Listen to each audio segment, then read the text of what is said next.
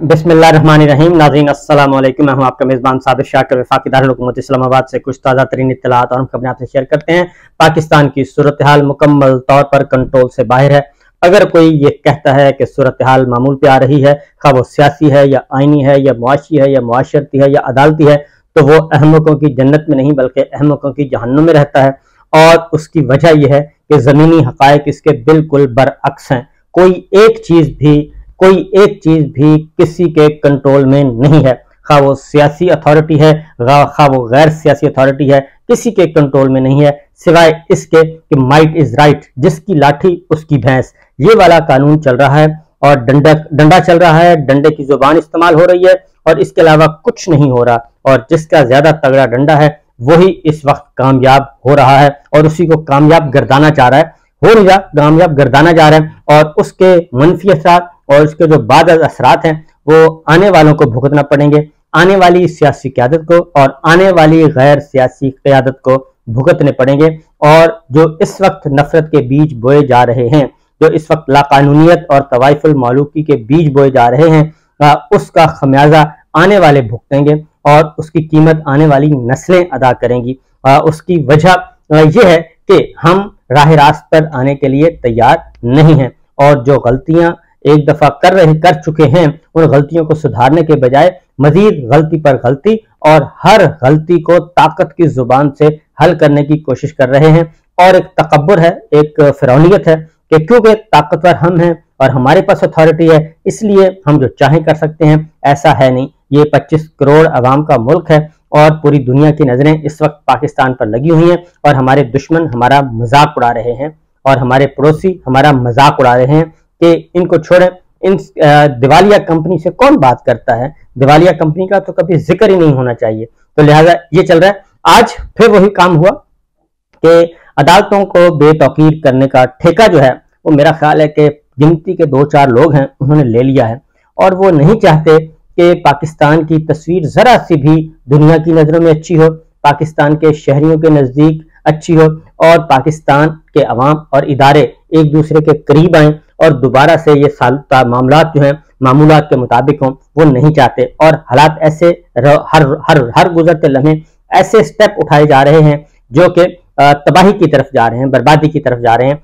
आज जो कुछ हुआ, चौधरी परवेज इलाही साहब की गिरफ्तारी का मामला है, उनको एक बार फिर गिरफ्तार कर लिया गया और चौधरी परवेज इलाही साहब के साथ भी वही कुछ हो रहा है जो शहरियार अफरीदी के साथ हुआ, जो अली मोहम्मद खान के साथ हुआ, जो शानदाना गुलजार के साथ हुआ और वही कुछ उनके साथ हो रहा है। और जैसे उमर सरफराज चीमा को जेल में रखा हुआ है, मियां महमूद रशीद हैं, एजाज चौधरी साहब हैं, फिरदौस शमीम नकवी साहब हैं, आलिया हमजा हैं, डॉक्टर यास्मीन राशिद हैं, खदीजा शाह हैं, बाकी लोग हैं।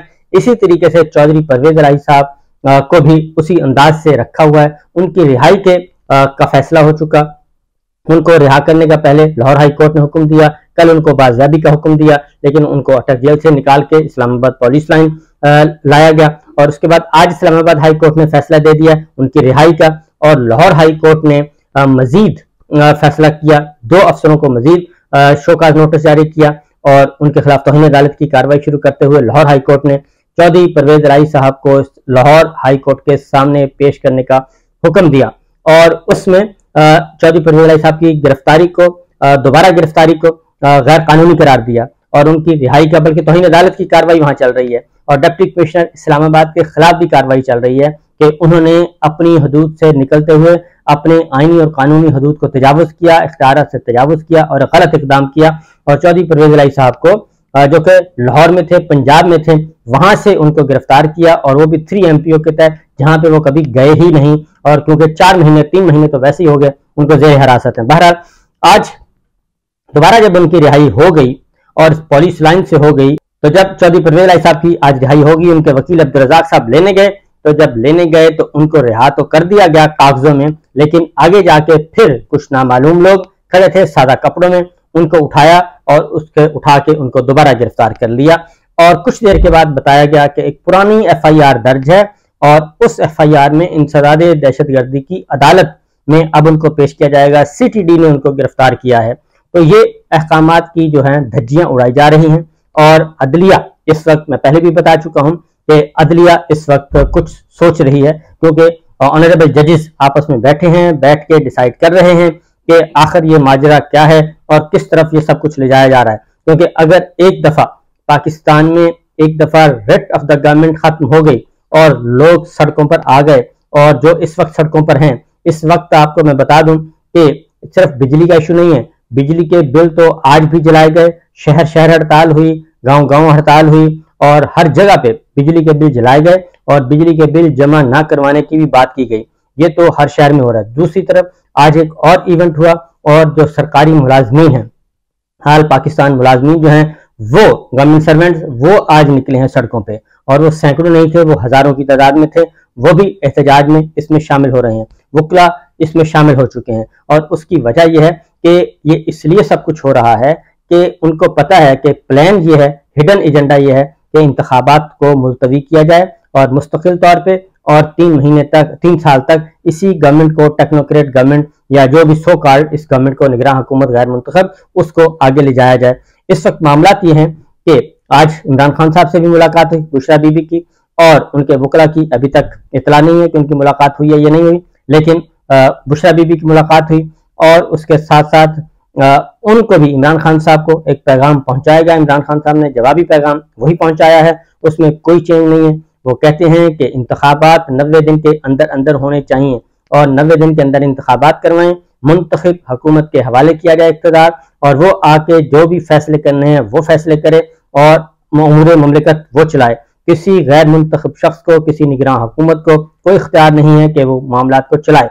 और ये सब कुछ हो रहा है, इमरान खान साहब ने ये वाज़ेह पैगाम दे दिया है। अब मैं अगर आपको एक तस्वीर दिखाता हूँ, चीनी जो है, एक तरफ तो महंगाई का तूफान है, और वही जो शुगर मिल मालकान, जो ताजर, जो कारोबारी लोग जो आर्मी चीफ से मिलते हैं और जो उनको बताते हैं, इस्लाह अहवाल की बात करते हैं, वही जो हैं असल में सारे के सारे फसाद की जड़ होते हैं।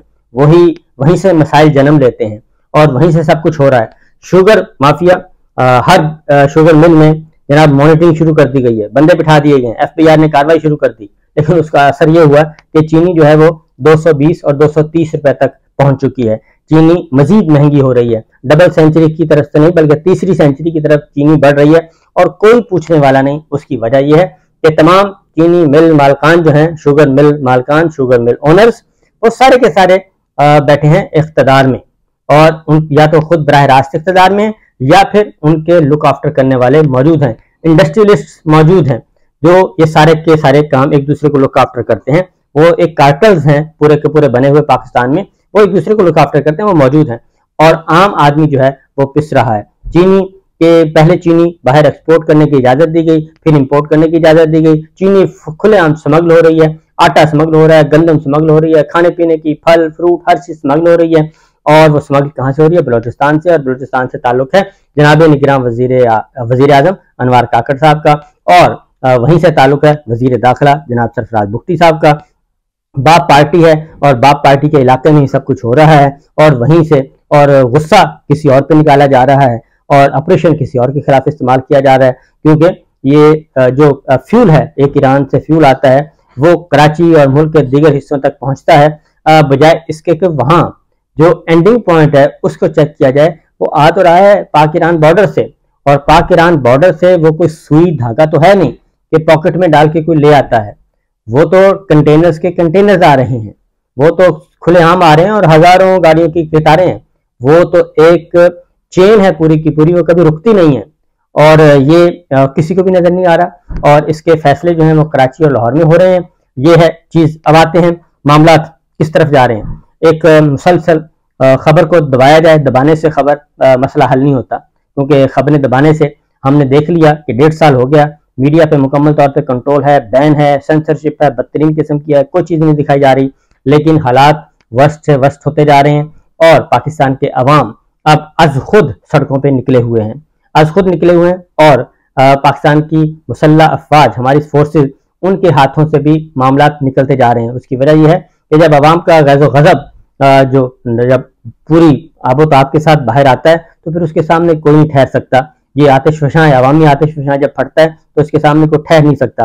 गिलगित बल्तिस्तान के सूरत हाल में आपको बता दूं, वजीर आला की अपनी निगरान वजीर आला नहीं बल्कि वो जो लोटा क्रेसी वहां पे की गई, अच्छी खासी हुकूमत को वहां से भी सिर्फ इमरान खान की दुश्मनी में और इमरान खान के बुग़्ज़ में ये सब कुछ किया गया।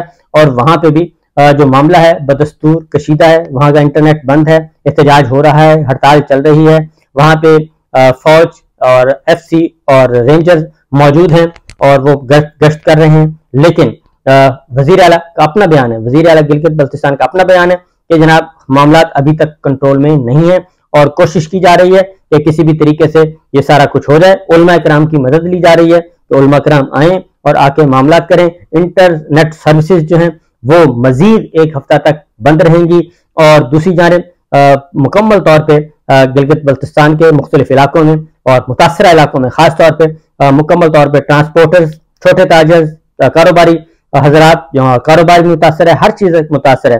तलबा जो है वो भी मैदान में आ रहे हैं, वो अमन रैलियां भी निकाल रहे हैं, सब कुछ कर रहे हैं, गलत फहमियां दूर करने की कोशिश कर रहे हैं, लेकिन सूरत हाल काबू में नहीं आ रही।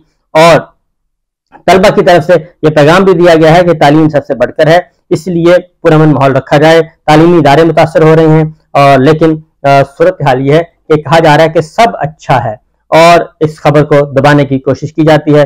और चले टीवी चैनल पे खबर ना दें, लेकिन हालात को तो कंट्रोल करें। खबर देने से, खबर रोकने से अगर ये मसला हल होता है, हालात तो ठीक करें, लेकिन हालात तो वहां पे ठीक नहीं हो रहे। और निगरान वजीर इत्तलात जो हैं वो आके कहते हैं कि बिजली के जो बिल हैं, बिजली का मसला एहतजाज करने से या बिल फाड़ने से तो हल नहीं होगा। तो फिर अगर ये सब कुछ है तो मेरा ख्याल है कि उनका जो बैकग्राउंड है वो अपने बैकग्राउंड को मेरा ख्याल है अपना CV में वो बैकग्राउंड लिखना छोड़ दें, जो कुछ वो आजकल कर रहे हैं। और सूरत हाल इंतहाई मखदूश से मखदूश तर, अदालती फैसलों को नहीं माना जा रहा और उधर इमरान खान साहब जो हैं वो बदस्तूर अपने असल मौक़िफ़ पर कायम है और वो कोई चीज़ छोड़ने के लिए तैयार नहीं है। वकला ने भी ऐलान कर दिया है और सदर ममलिकत जो हैं वो किसी भी वक्त कोई बड़ा ऐलान कर सकते हैं। सदर ममलिकत डॉक्टर राहत अलवी साहब किसी भी लम्हे बड़ा ऐलान कर सकते हैं और उसके बाद सारी की सारी गेम जो है वो पलटा खा सकती है। उसकी वजह यह है कि आर्मी चीफ को बहुत सारे सियासी बोने, दानिश्वर और ताजिर जो हैं वो ये मशवरा दे रहे हैं कि जनाब आप ड्राइविंग सीट पे आएँ, और वो उनकी तारीफों के आसमान से कलाबे मिला रहे हैं, तारीफें कर रहे हैं और उनको ये कह रहे हैं कि आप रिफॉर्मर के तौर पे, बस आप रिफॉर्मर हैं, आप आ जाएं। तो मेरा ख्याल है कि जो आर्मी चीफ को ये मशवरे दे रहे हैं वो आर्मी चीफ के खैर खा नहीं बल्कि उनके बदख्वाह हैं और वो उनसे उनके लिए भलाई का काम नहीं कर रहे उनको ये मशवरे दे के। उसकी वजह यह है कि माजी में बहुत बड़े बड़े डिक्टेटर आए, वो भी इस मसले में कामयाब नहीं हो सके, क्योंकि जिसका काम है उसी को करने देना चाहिए। और ये जो बोने हैं, सियासी बोने, ताजर, मफाद परस्त ताजर और मफाद परस्त दानिश्वर, ये सिर्फ अपना फ़ायदा सोचते हैं और अपना फ़ायदा सोचने के लिए, करीब होने के लिए ये इस तरह के काम करते हैं कि जीवा जीवा आपने कमाल कर दिया। मेरा ख्याल है आर्मी चीफ को ऐसे जो आस्तीन के सांप हैं, ये आस्तीन के सांप हैं, कोई और नहीं है, ऐसे आस्तीन के सांप और खुशामदियों से बचना चाहिए और फिल फॉर इलेक्शन की तरफ जाना चाहिए। साफ, शफाफ, फ्री, फेयर, गैर जानबदाराना इलेक्शन करवाएं और इस सारे कज़िये से निकलें। इसमें उनका भी फायदा है और इदारों का भी फायदा है, क्योंकि सुप्रीमेसी कॉन्स्टिट्यूशन होगी तो सब कुछ होगा और रूल ऑफ लॉ होगा तो सब कुछ होगा, रेट ऑफ द गवर्नमेंट बरकरार रहेगी तो ये मामला कंट्रोल में रहेंगे। अगर एक दफा निकल गए तो फिर निकल गए। इजाजत दीजिए, अल्लाह हाफिज।